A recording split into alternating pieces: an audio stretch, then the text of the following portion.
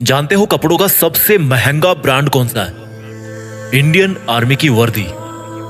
देश के गद्दारों को ऊपर वाला भले ही माफ कर दे, लेकिन एक फौजी किसी भी कीमत पे, यहां तक कि अपनी जान की कीमत पे भी उसको कभी माफ नहीं कर सकता। करोड़ों कमाने वाले भी ये वर्दी नहीं कमा सकते। दुनिया के जो बड़े बड़े करोड़पति अरबपति बन के बैठे हैं ना, जो जिनको आप टीवी पर सिनेमा में हीरो बने हुए देखते हो, वो भी नहीं है उस वर्दी को कमाने के लायक। क्योंकि वो वर्दी भाई पैसों से नहीं मिलती, वो पैसे में नहीं बिकती। अगर पैसों में बिकती तो हर कोई पहन के घूमता और अपने आप को फौजी बोलता। उस वर्दी को अगर कमाना है ना, तो पैसा नहीं चाहिए, पैसा नहीं बनाना उसके लिए, उसके लायक बनना है। अगर उस वर्दी को कमाना है ना, तो खुद की जिंदगी, खुद की माँ की खुशी और अपने बचपन के सभी दोस्तों के साथ को कुर्बानी पे लगाना पड़ेगा। और इस कुर्बानी की हिम्मत जिसमें होती है, वही फौजी बनने के लायक होता है। अगर इस वर्दी को कमाना है ना, तो खुद को हर मोह माया से बाहर निकाल कर आग में तपाना है। कितना बड़ा दिल होता है उस माँ का जिसका बेटा या बेटी डिफेंस में होते हैं। कुछ पंक्तियां बोलना चाहता हूं मैं उन सब खुश नसीब और हिम्मत वाले युवाओं के लिए जो अपने आप को उस वर्दी में देखना चाहते हैं कि ये आग जलती है तो जलने दे, ये आग जलती है तो जलने दे, माँ अब मुझे तू फौजी बनने दे। जाना है उस जगह, जाना है उस जगह जहां सुना है मन के मौजी बसते हैं। जाना है उस जगह जहां सुना है मन के मौजी बसते हैं। बहुत देख लिए दुनिया, चल अब फौजी बनते हैं। बहुत जीली नाकाम जिंदगी, चल अब देश के लिए कुछ काम करते हैं। फर्जी के रिश्तों में जिंदगी बर्बाद कर डाली, चल अब जिंदगी देश के नाम करते हैं। अब फौजी बनते हैं। ये सरहदें पुकारती मुझको है, ये आतंक की बदबू ललकारती मुझको है। जब लिपट जाऊं तिरंगे में तो मुझे आबाद कहना, जब लिपट जाऊं तिरंगे में तो मुझे आबाद कहना।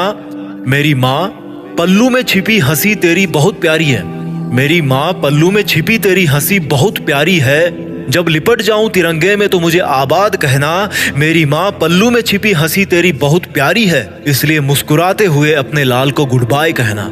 ये मोबाइल के स्टेटस देख देख के थक गया हूँ, बन जाऊं मैं भी एक दिन सबका स्टेटस, खुद के इसी वादे में बंध गया हूँ। माँ के आंचल की खुशबू तो वैसे फीकी होती नहीं कभी, पर उसमें थोड़ी सी मेरी वर्दी की खुशबू भी मिला दूं ना, तो दोनों जहां यही मिल जाएंगे मुझे।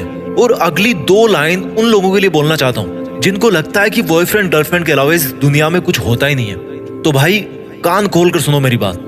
बेवफाओं की इस दुनिया में हम कभी वफा ढूंढते थे। ये एक फौजी की तरफ से लाइंस आपके लिए कि बेवफाओं की इस दुनिया में हम कभी वफा ढूंढते थे, बड़े नासमझ थे जो रेगिस्तान में कमल ढूंढते थे। अरे बेवफा तुम्हारे लिए हम मरने का वादा करते थे ना, अरे बेवफा तुम्हारे लिए हम मरने का वादा करते थे ना। लेकिन सुन, इस वर्दी के लिए तो बार बार पैदा होकर मरने का मन करता है। और जो युवा ये बोलते हैं ना कि मेरी तो लाइफ में यार बहुत समस्या है, मैं क्या करूं समझ नहीं आ रहा, तो उनको केवल दो लाइन में मैं समझा दूंगा कि भाई कि तुम्हारा दुख ना बहुत छोटा है, बहुत छोटा है यार।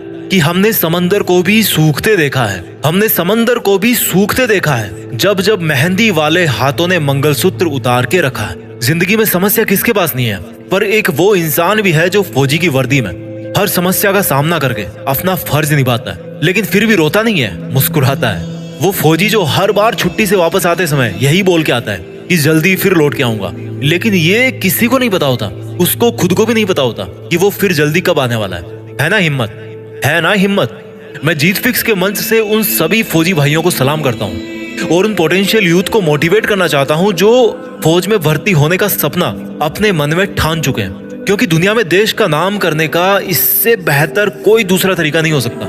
मैं सैल्यूट मारता हूँ फौजियों को जो एकमात्र रियल हीरो है इस कंट्री के। फौजी एक तरह के हीरो नहीं है, वो एकमात्र रियल हीरो है। सैल्यूट, जय हिंद, वंदे मातरम।